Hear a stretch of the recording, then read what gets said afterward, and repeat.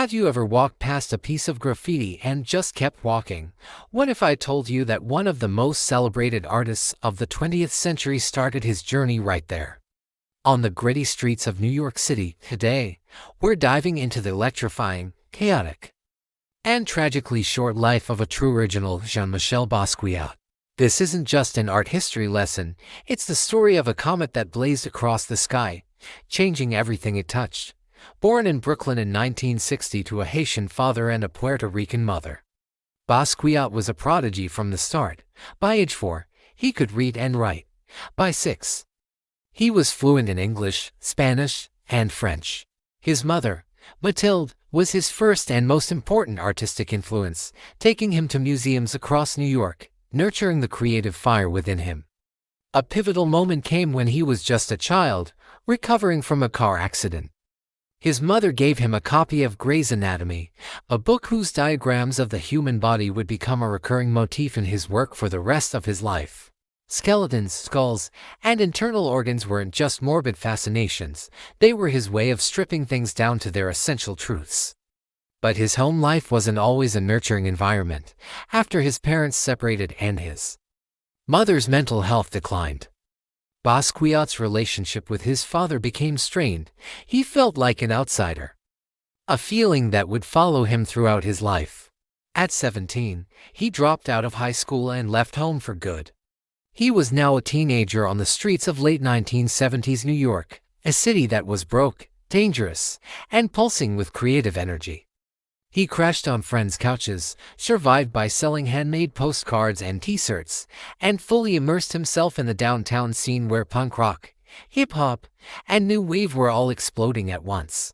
It was here, in this urban playground, that his first artistic identity was born, along with his friend Aldios. Basquiat started spray painting cryptic messages all over Lower Manhattan under the tag SAMO, which stood for same old crap. Phrases like SAMO as an end to mintwash religion, nowhere politics, and bogus philosophy started appearing on gallery doors and subway walls. It was poetic, it was political, and it was mysterious. The art world started asking, who is SAMO?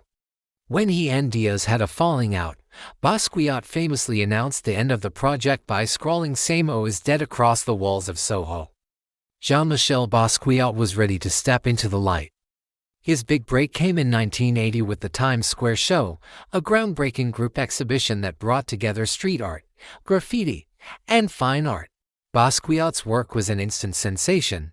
It was raw, urgent, and unlike anything the established art world had seen, he painted on anything he could find: doors, window frames, refrigerators, and discarded canvases.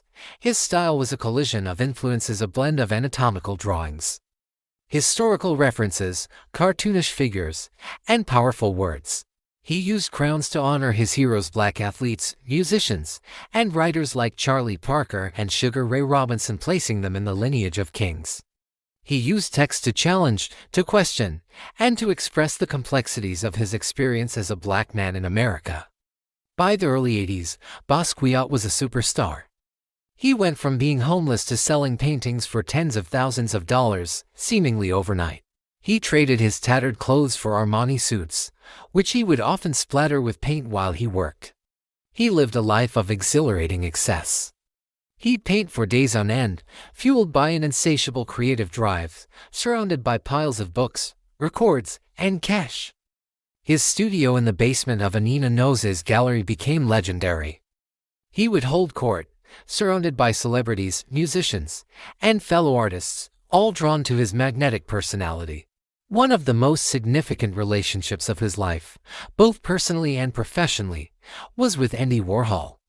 They were the odd couple of the art world, the established pope of pop art and the young, wild prodigy of neo-expressionism. They collaborated on a series of paintings, a true meeting of two artistic giants.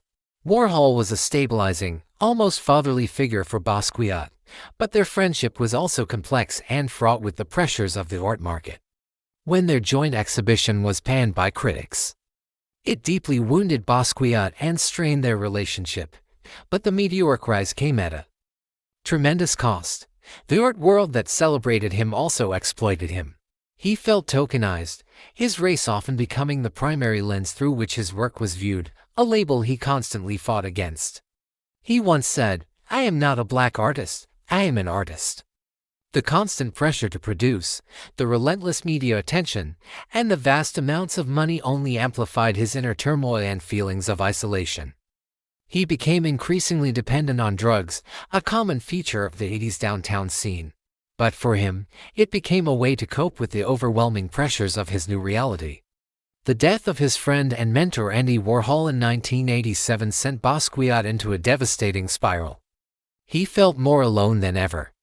He tried to get clean, even moving to his house in Hawaii for a time, hoping to escape the toxic environment of New York City. But the pull was too strong. On August 12, 1988, Jean-Michel Basquiat died of a drug overdose in his Great Jones Street studio. He was only 27 years old. The world was stunned. The comet that had burned so brightly had extinguished itself just as quickly. In less than a decade, he had produced an astonishing body of work, over 1,000 paintings and 1,000 more drawings. He left behind a legacy that continues to grow in stature and influence. His work now sells for astronomical sums. In 2017, one of his paintings sold for over $110 million, making him one of the most expensive American artists in history. But Jean-Michel Basquiat's story is so much more than the price tags on his canvases. It's a powerful, and at times painful, story about genius, identity, race, and the destructive nature of fame. He kicked open the doors of the art world, proving that art doesn't just belong in pristine galleries, it belongs to the streets, to the people, to the raw and filtered experience of life. He gave a voice to the voiceless and left an indelible mark on culture that continues to inspire artists, musicians, and creators all over the world. His crown still shines. Thank you so much for joining me on this journey into the life of a true icon. If you found this story as fascinating as I do, please hit that like button and consider subscribing for more deep dives into the lives of incredible artists. Let me know in the comments which artist you'd like to see covered next. Until next time, stay curious.